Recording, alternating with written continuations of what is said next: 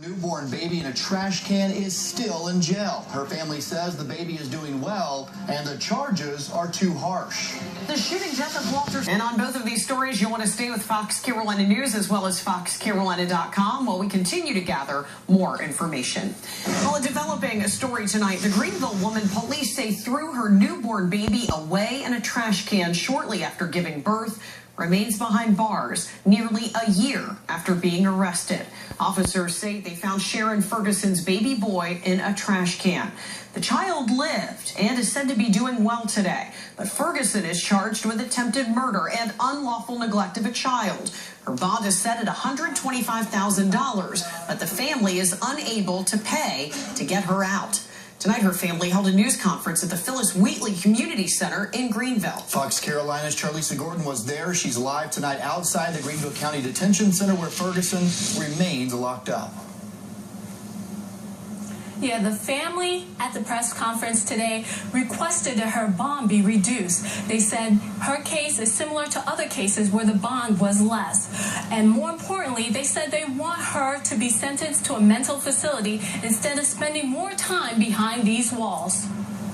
She represents the hundreds and thousands of mentally ill patients in the prison system today. Prison is not set up to facilitate the mentally ill. The family and supporters of Sharon Ferguson says she doesn't belong behind bars. We're asking that she be entered into a facility that will help her, that will rehabilitate her. Ferguson has a history of mental illness, and her family says a recent psychiatric evaluation deemed her mentally incompetent to stand trial. She doesn't understand. She doesn't comprehend what's going on. But loved ones say she remains behind bars after a request for a bond reduction was denied in December. We think that's outlandish. Almost exactly a year to date, Sharon Ferguson gave birth to a baby boy. Police found the baby in a trash can on Cheney Street in the Nicholtown community and arrested her within hours. Her aunt says Ferguson doesn't understand what happened. Spirits seem to be okay. She's just not sure what's going on. It's a very real issue. And if we don't come together as a community to really put our arms around this, then it can get out of hand. Our young boys and girls, and they'll continue to get incarcerated. They'll continue to make mistakes, not because they're bad, but because they have an illness. And now the family's making a passionate plea to have her bond reduced and have her placed in a mental facility. Our stance is and will continue to be, we fight for those who are the voiceless in the community. We stand for those who can't stand for themselves. Justice must be served in this case. For now, Ferguson remains in this facility, but the family says that the baby is doing well and it is being raised by family members. Live in Greenville, Charlisa Gordon, Fox Carolina, the 10 o'clock news. All new tonight. Nearly a year since a newborn was found alive in a trash can in Greenville County. Tonight, the family of the mother accused of leaving the child there wants her out of jail. Sharon Ferguson is charged with unlawful neglect of a child and attempted murder, but her family says she's not a criminal. She's mentally ill and needs help. Again, WYFF News 4's Liz Loheis with a News 4 follow-up tonight. Homeless, mentally ill, and unaware of her pregnancy. 3 factors activist Tracy Fant says caused Sharon Ferguson to abandon her baby last April. Yeah, she was a woman that threw her baby in the trash, but the instance that led up to that, a lot of people don't know about. Ferguson remains at the Greenville County Detention Center, a place Fant says is making her sicker. Prison is not set up to facilitate the mentally ill. They put them in a box and they leave them there. Ferguson's family says she still doesn't seem to understand what happened that day.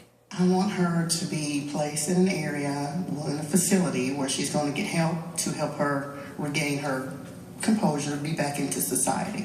A bill making its way through the South Carolina State House could soon give some mentally ill prisoners that chance. The Mental Health Court Program Act would allow qualified offenders to go through treatment rather than incarceration. Young boys and girls, and they'll continue to get incarcerated. They'll continue to make mistakes, not because they're bad, but because they have an illness. Fant also pointed to different outcomes between Ferguson's case and the 2011 case of a newborn baby left in a toilet at the Bilo Center. That female did not serve a day in jail. The difference in all these cases is these women are at home now with their families.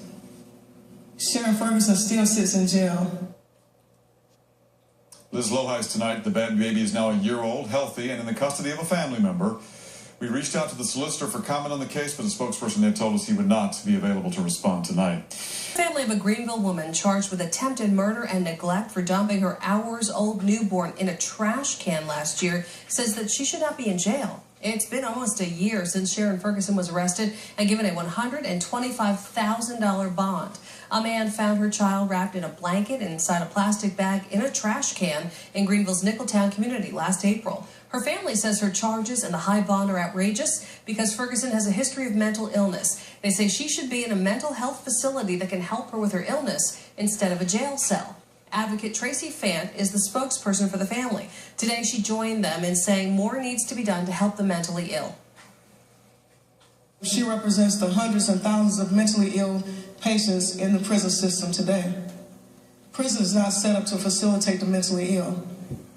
They put them in a box and they leave them there to fend for themselves.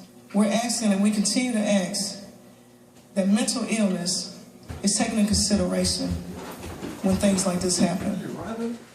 A judge ordered a mental health evaluation for Ferguson this past December. Ferguson's aunt says they communicate with her regularly through letters and that she is well, though she does not understand what is happening. They say Ferguson's nearly 1-year-old son is doing well now in the care of family.